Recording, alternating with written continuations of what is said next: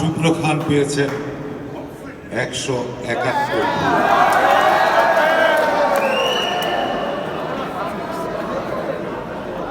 গাজী হাফেজ মাহমুদ প্রশিক্ষণ ও আর্কাইভ বিষয়ক সম্পাদক পদে 268 ভোট পেয়ে নির্বাচিত হয়েছে।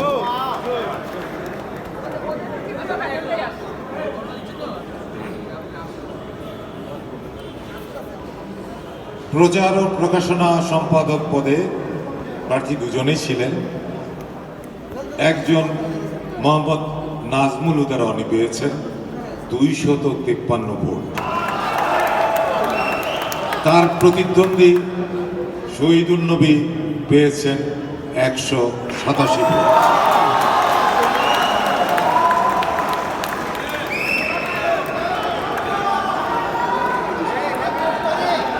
মোহাম্মদ নাজমুল হুদা রনি 253 ভোট পেয়ে নির্বাচিত হয়েছে।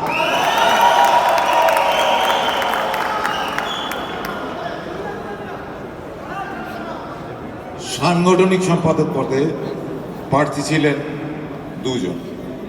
তিনজন। কাজী মোহাম্মদ খলিলুর রহমান নয়ন পেয়েছেন 135 ভোট, দেবব্রত রনি পেয়েছেন 80 ভোট,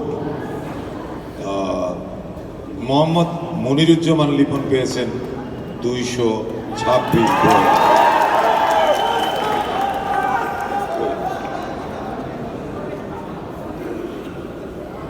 সাংগঠনিক সম্পাদক পদে মোহাম্মদ মনিরুজ্জামান লিপন 226 ভোট পেয়ে নির্বাচিত হয়েছে।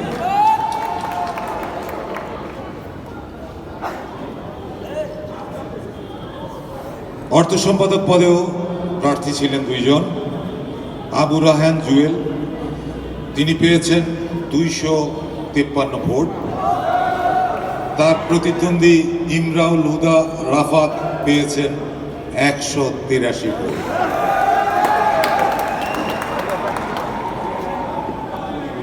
আবু রাহান জুয়েল 253 ভোট পেয়ে নির্বাচিত হয়েছে।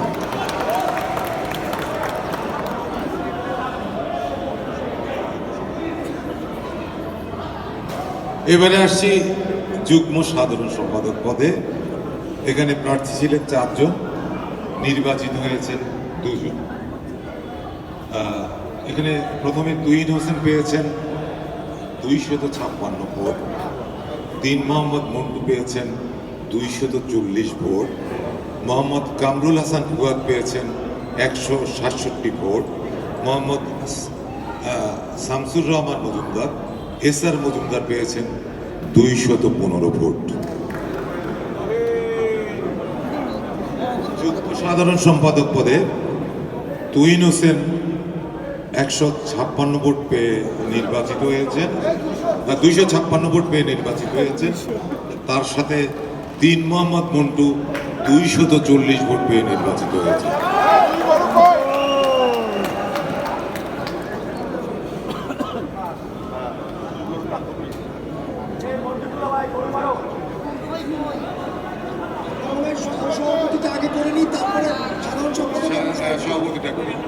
হ্যাঁ, আমরা এবারে সহসভাপতি পদের ফলাফল ঘোষণা করছি।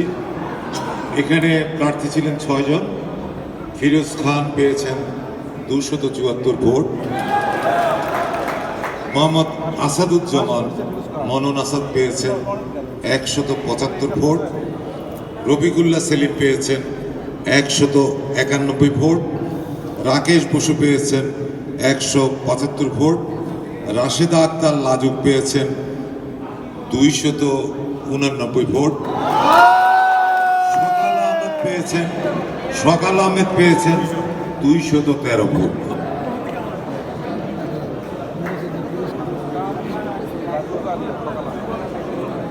নির্বাচিত হয়েছেন রাশেদা আক্তার লাজুক 289 ভোট পেয়ে।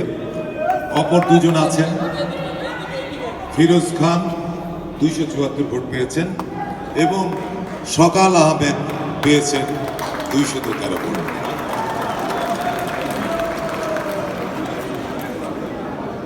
এবার আসি সাধারণ সম্পাদক পদে। পদ একটি, কিন্তু এখানে প্রতিদ্বন্দ্বিতা করেছেন 3 জন।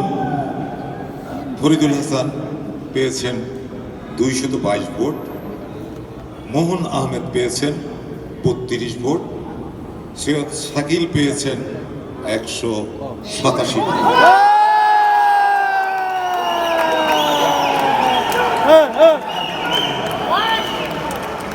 সাধারণ সম্পাদক হিসেবে নির্বাচিত হয়েছেন ফরিদুল হাসান, ভোট পেয়েছেন 222 ভোট।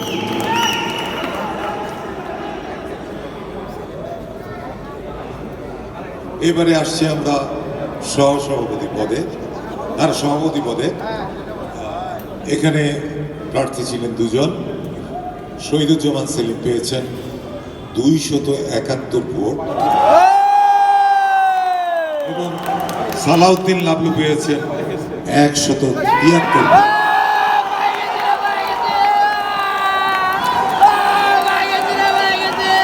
শহীদুজ্জামান সেলিম 271 ভোট পেয়ে নির্বাচিত হয়েছেন।